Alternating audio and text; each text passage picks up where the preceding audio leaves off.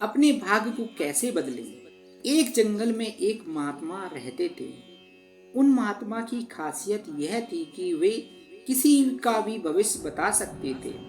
बड़े बड़े राजा उन्हें मानते थे और उनके बताए हुए मार्ग पर चलते थे। उस जंगल के बीचों बीच से एक नदी गुजरती थी और उन महात्मा की कुटिया उस नदी के किनारे पर थी। नदी के दोनों तरफ दो अलग अलग शक्तिशाली राजाओं के साम्राज्य थे। वे दोनों ही राजा उस महात्मा को बहुत मानते थे।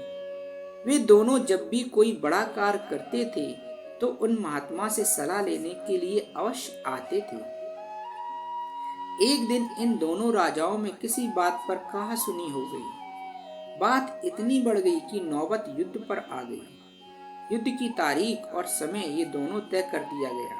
पर जैसा कि दोनों राजाओं का नियम था कि जब भी कोई बड़ा कार्य करते थे तो वे दोनों उस महात्मा की सलाह जरूर लेते थे। इसलिए पहला राजा उन महात्मा के पास आता है और उनसे पूछता है कि महात्मा जी, मैंने पड़ोस के राजा के साथ युद्ध करने का निश्चय किया है और इसलिए यह जानना चाहता हूँ कि युद्ध का परिणाम किसके पक्ष में होगा। वे महात्मा कहते हैं कि यदि तुमने युद्ध किया तो तुम्हारी हार निश्चित है। फिर वो राजा महात्मा जी से पूछता है कि क्या जीतने का कोई उपाय नहीं है। वो महात्मा कहते हैं कि यदि युद्ध किया तो हार निश्चित है। फिर वह राजा कहता है कि तलवार म्यान से निकल चुकी है, अब युद्ध टलेगा तो नहीं, जो होगा देखा जाएगा। फिर वो राजा उसी समय वहां से चला जाता है और अपने सेना से जी तोड़ मेहनत करने के लिए कहता है।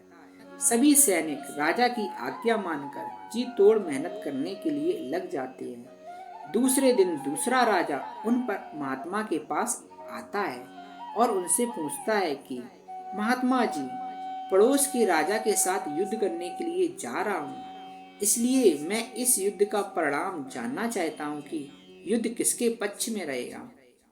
वो महात्मा कहते हैं कि निसंदेह जीत तुम्हारी है और उस राजा के पास तुम्हें हराने का कोई उपाय नहीं है।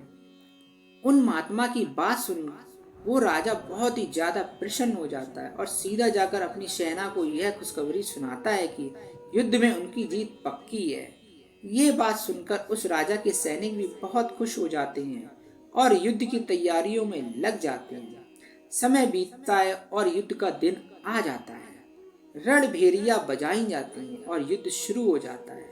दोनों सेनाएं एक दूसरे के साथ भिड़ जाती हैं और मार काट मच जाती है। देखते ही देखते जिस पहले राजा की हार निश्चित थी वह दूसरे राजा की सेना को ढेर कर देता है और पहला राजा वो युद्ध जीत पा जाता है जिसे उन महात्मा ने कहा था कि वो युद्ध हारेगा। युद्ध जीतने के बाद वो पहला राजा उन महात्मा के पास चला जाता है और उनसे पूछता है कि महात्मा जी, आपने तो कहा था कि मैं तो युद्ध हार जाऊंगा, लेकिन मैं तो युद्ध जीत गया हूँ। आपकी भविष्यवाणी गलत कैसे निकली। फिर वे महात्मा उस राजा से कहते हैं कि मैंने तो वो कहा था जो तुम्हारे भाग्य में लिखा था, लेकिन तुमने अपने कर्म से अपने भाग्य को बदल दिया है। तुम्हारी जीत का कारण यह है कि तुमने अपने भाग्य से ज्यादा अपने कर्म को आवश्यक समझा और उस दूसरे राजा ने अपने सब कुछ भाग्य पर छोड़ दिया। उसने अपने कर्म से ज्यादा अपने भाग्य को आवश्यक समझा और पूरे समय निश्चितता से भरा रहा, जिसके कारण आज तुम विजयी हो और वो तुम्हारा बंधक है। दोस्तों, यह बात सच है कि सब कुछ हमारे हाथ में नहीं होता है, लेकिन यह भी सच है कि बहुत कुछ हमारे हाथ में होता है, लेकिन हम उसे भी भाग्य के भरोसे छोड़कर जीवन भर रोना चुनते हैं।